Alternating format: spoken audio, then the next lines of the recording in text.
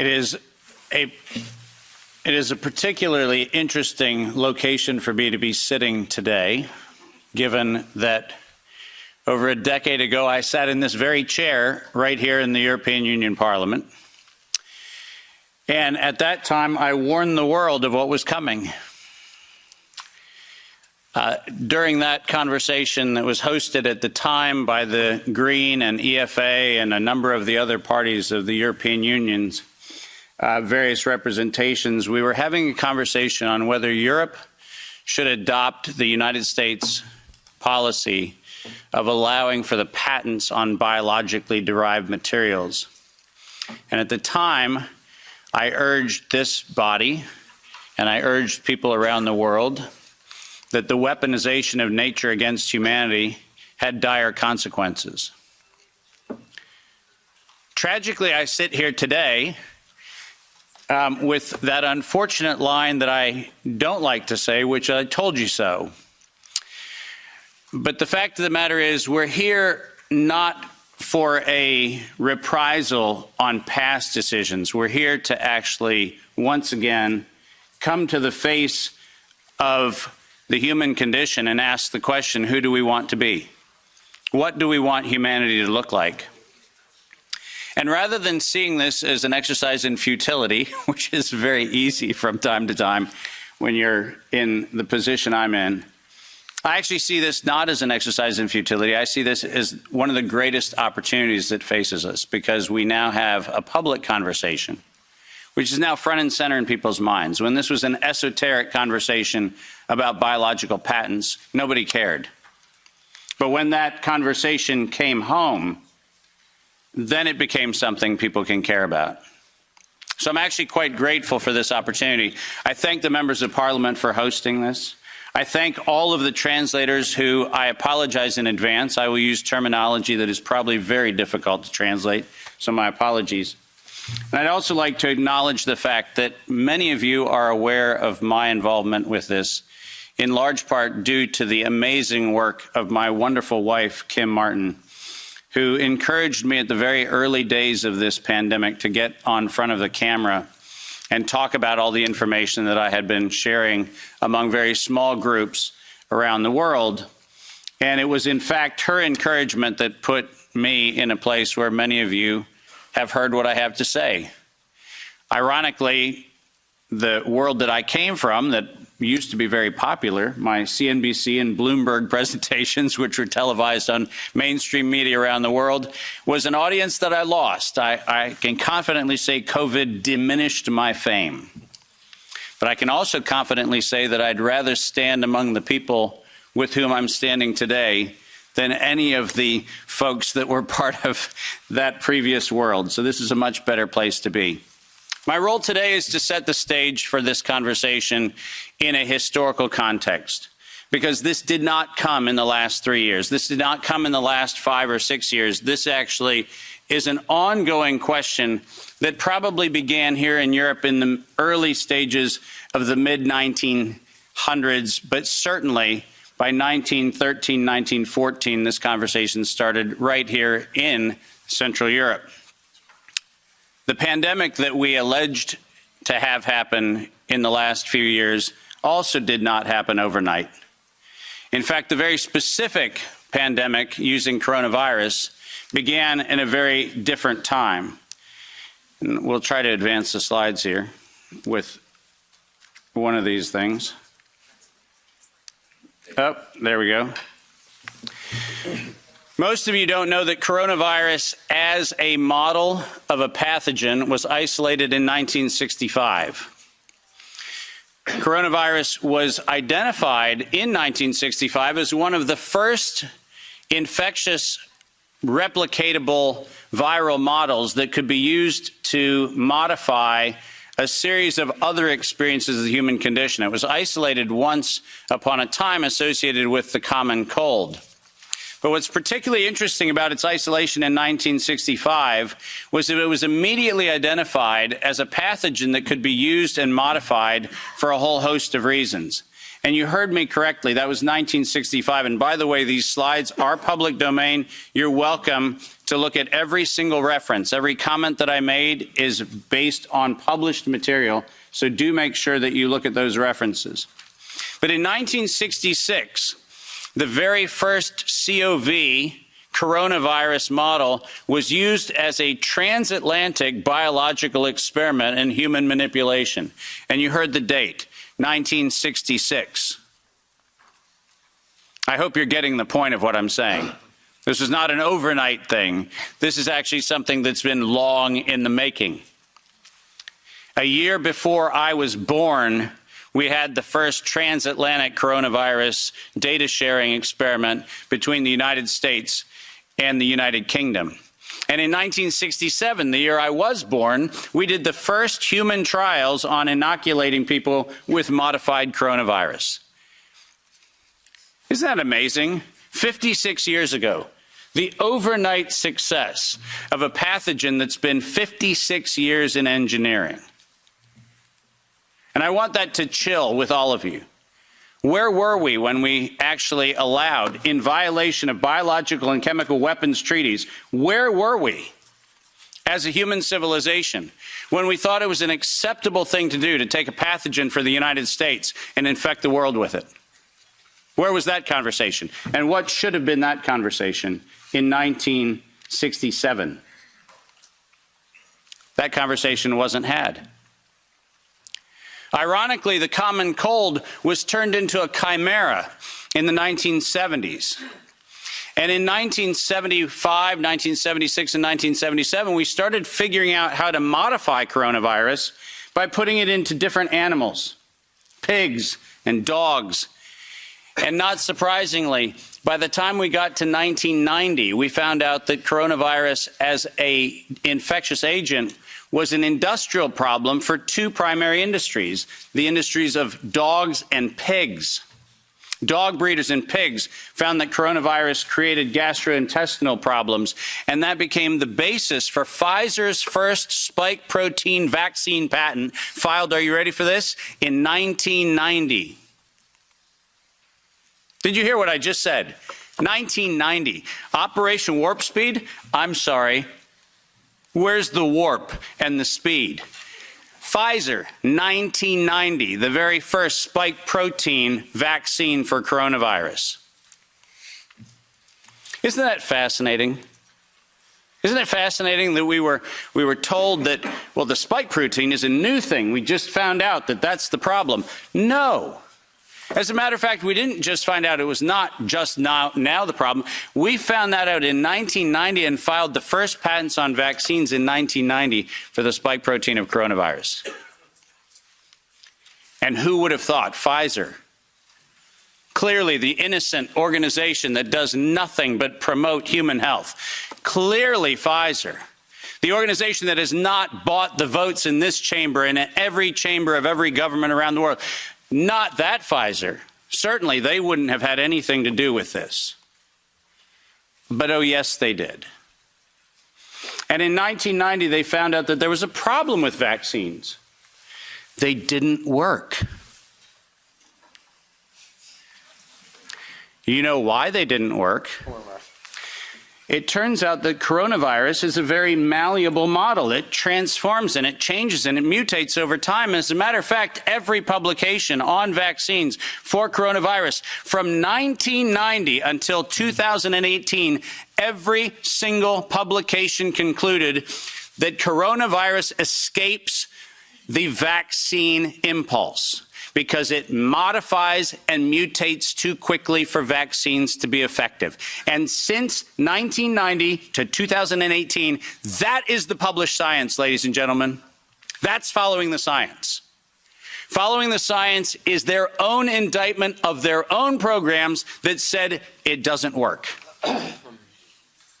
And there are thousands of publications to that effect, not a few hundred, and not paid for by pharmaceutical companies. These are publications that are independent scientific research that shows unequivocally, including efforts of the chimera modifications made by Ralph Baric in the University of North Carolina, Chapel Hill. All of them show vaccines do not work on coronavirus. That's the science. And that science has never been disputed. But then we had an interesting development in 2002. And this date is most important because in 2002, the University of North Carolina, Chapel Hill patented, and I quote, an infectious replication defective clone of coronavirus. Listen to those words, infectious replication defective. What does that phrase actually mean? For those of you not familiar with language, let me unpack it for you. Infectious replication defective means a weapon. It means something meant to target an individual, but not have collateral damage to other individuals. That's what infectious replication defective means. And that patent was filed in 2002 on work funded by NIAID's Anthony Fauci from 1999 to 2002, and that work, patented at the University of North Carolina, Chapel Hill, mysteriously preceded SARS 1.0 by a year. Dave, are you suggesting that SARS 1.0 wasn't from a wet market in Wuhan? Are you suggesting it might have come from a laboratory in the University of North Carolina, Chapel Hill? No, I'm not suggesting it. I'm telling you that's the facts. We engineered SARS. SARS is not a naturally occurring phenomenon. The naturally occurring phenomenon is called the common cold. It's called influenza-like illness. It's called gastroenteritis. That's the naturally occurring coronavirus. SARS is the research developed by humans weaponizing a life system model to actually attack human beings. And they patented it in 2002.